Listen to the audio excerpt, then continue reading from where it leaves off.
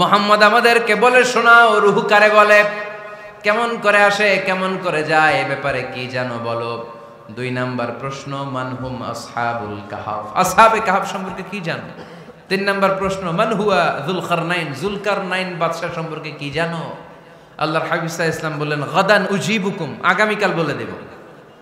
কি বললেন? সবাই বলেন উত্তরে কি বললেন? আগামীকাল বলে দেব। তো আগামীকাল সবাই এসে হাজির। বলো, 3টা প্রশ্ন রেখেছিলাম গতকাল, উত্তর বলো। আল্লাহর হাবিব সাল্লাল্লাহু আলাইহি ওয়াসাল্লাম বলতে পারলেন না, কারণ ওহী আসেনি। তিনি ছিলেন ওহী নির্ভর, dependent on wahi, dependent on revelation, guided by the wahi. তিনি এর পরের দিনে বললেন, গাদান উজিবুকুম, আগামীকাল বলবো। এর পরের দিনে এরা এসে হাজির, উত্তর নাই।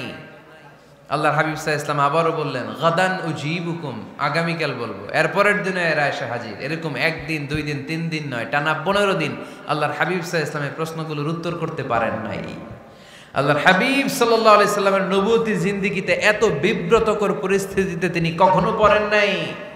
ইহুদিরা প্রতিদিন এসে হট্টগোল করে আর মক্কায় রটনা ছড়ায়, দেখো এই লোকটা যদি সত্যিই নবী হতো তাহলে তো উত্তর করতে পারতো, ঠিক কি না? যেহেতু উত্তর করতে পারে না, আসলে সে আসল নবী নয়, সে ভণ্ড নবী, মিথ্যা নবী। পড়েন না আউযুবিল্লাহ।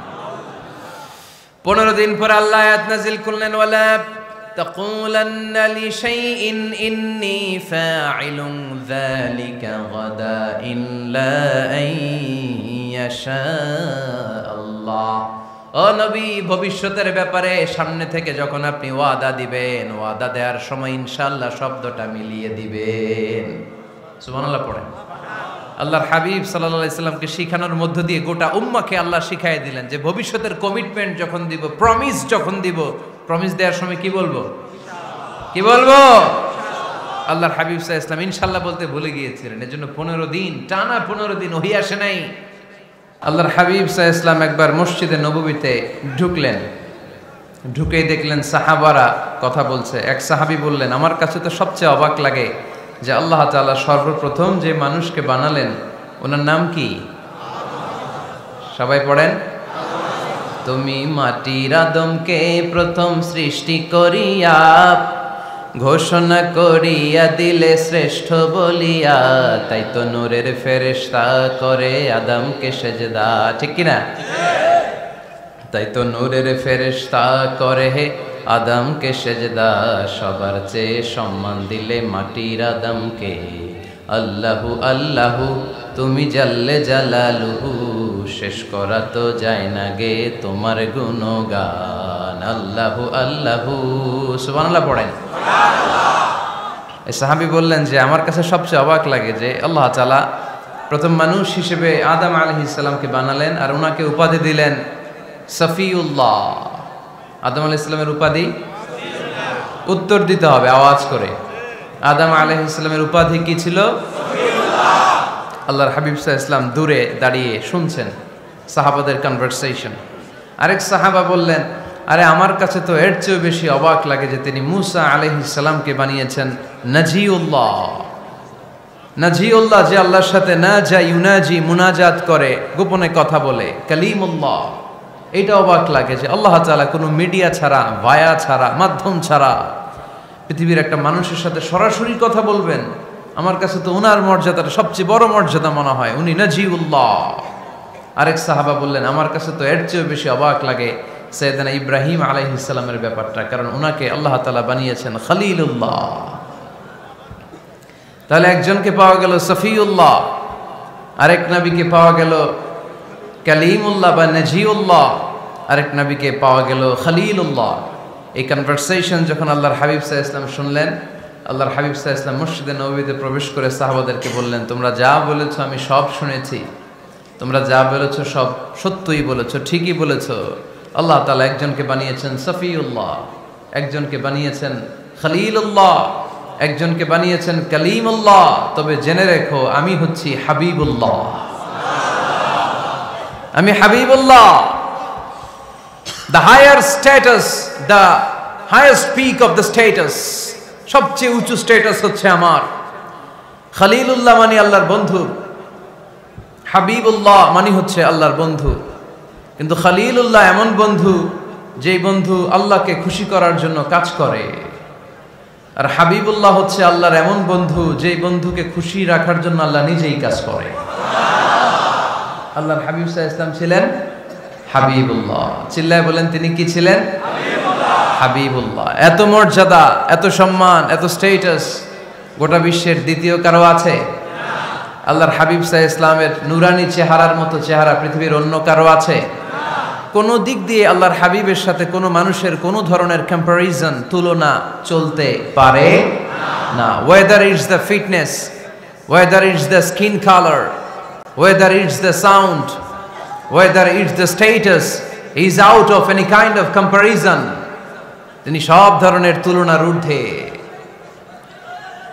As a father, as a teacher, as a commander, as a lawgiver, as a lawmaker, as a reformer of the society, Muhammad is the superman of the world. সুবহানাল্লাহ পড়তে পারলেন না? স্বামী হিসেবে, বাবা হিসেবে, নেতা হিসেবে, সমাজ সংস্কারক হিসেবে, নবী হিসেবে আল্লাহ রাসূল সাল্লাল্লাহু আলাইহি ওয়াসাল্লাম হচ্ছেন এই পৃথিবীর একজন সুপারম্যান। আল্লাহু আকবার। যার উপর একবার দুরূদ পড়লে 10টি রহমত নাজিল করে কে? 10টি গুনাহ মাফ করে কে? যিনি দুরূদ পড়লো তার স্ট্যাটাসকে 10 গুণ বাড়িয়ে দেয় কে? ওই হাবিব সাল্লাল্লাহু আলাইহি ওয়াসাল্লামের উম্মত হতে পেরে আমরা খুশি না বেজা? আমরা আল্লাহর রাসূল সাল্লাল্লাহু আলাইহি ওয়াসাল্লামকে আজকে জানার চেষ্টা করব কোরআনের আলোকে। ইনশাআল্লাহ পড়েন। আল্লাহর হাবিব সাল্লাল্লাহু আলাইহি ওয়াসাল্লাম এতটাই মর্যাদার অধিকারী, ওনার স্ট্যাটাস এত হাই, উনি যদি ওনার মুখ দিয়ে কখনো বলেছেন ইয়েস, ওইটা শরীয়তেও ইয়েস।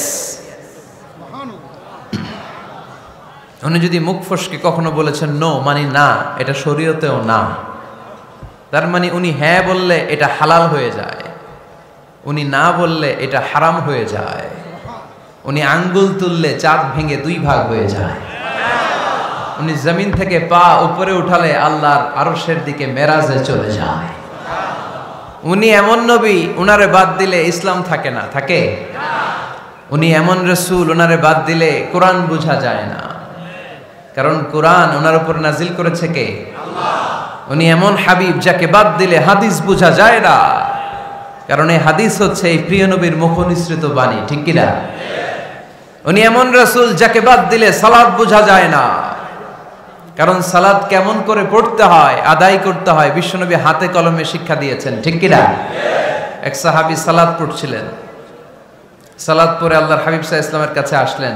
আল্লাহ রাসূল বললেন, সাল্লি ফা ইন্নাকা লাম তুসাল্লি, রিপিট ইউর সালাহ because you didn't offer your সালাহ ইন এ কারেক্ট ওয়ে। আবার নামাজ পড়া হয় নাই। সাহাবী যে আবার পড়লেন, আবার আসলেন, আল্লাহর হাবিব বললেন আবার পড়ো, হয় নাই। সাহাবী পরে আসলেন, আল্লাহর হাবিব বললেন সাল্লি ফা ইন্নাকা লাম তুসাল্লি, আবার নামাজ পড়া হয় নাই। এবার সাহাবী এসে কেঁদে দিলেন, এসে বললেন ইয়া রাসূলুল্লাহ, এর চেয়ে ভালো তো আমি পড়তে পারি না। আল্লাহর হাবিব জড়িয়ে ধরলেন আর বললেন, আসো শিখিয়ে দেই কেমন করে সালাত পড়বে। সালাতে কোনো তাড়াহুড়ো করবে না। রুকুতে যখন যাবে তোমার পিঠটা হবে স্ট্রেইট ফরওয়ার্ড, স্ট্রেইট ফরওয়ার্ড। রুকু থেকে সোজা হয়ে দাঁড়াবে, 2 সেজদার মাঝখানে সোজা হয়ে বসবে। সেজদায় যখন যাবে রিল্যাক্স করবে। সালাতে কি করতে হয়? রিল্যাক্স। আমার সাথে সাথে সবাই আওয়াজ করে পড়েন, রিল্যাক্স। সালাতে রিল্যাক্স করবেন আপনি, তাড়াহুড়ো করতে পারবেন না। আল্লাহর হাবিব সাল্লাল্লাহু আলাইহি ওয়াসাল্লাম শিখালেন কিভাবে সালাত পড়তে হয়। তার মানে এই নবীরে বাদ দিলে সালাত বোঝা যায় না, এই নবীকে বাদ দিলে সিয়াম বোঝা যায় না। সিয়াম কেমন করে পালন করতে হয় এই নবী শিখিয়েছেন। এই নবীকে বাদ দিলে হজ বোঝা যায় না, কারণ এই হাবিব বলেছেন খুযু আন্নী মানাসিকাকুম, কেমন করে হজ করতে হয় আমার কাছ থেকে শিখে নাও। এ নবী এমন নবী, এ নবীরে বাদ দিলে জান্নাতে যাওয়া যায় না, ঠিক কি না? এজন্য এই হাবিবরে বাদ দেয়া যাবে? আল্লাহর হাবিবের চাইতে শ্রেষ্ঠ কাউরে পাওয়া যাবে? আমার নবীর চাইতে বিশ্বস্ত কেউ আছে? সে কোন বন্ধু বলো বেশি বিশ্বস্ত, সে কোন বন্ধু বলো বড় বিশ্বস্ত, কার কাছে মন খুলে দেয়া যায়, কার কাছে প্রাণ খুলে দেয়া যায়, হওয়া যায় অতি আশ্বস্ত। তার নাম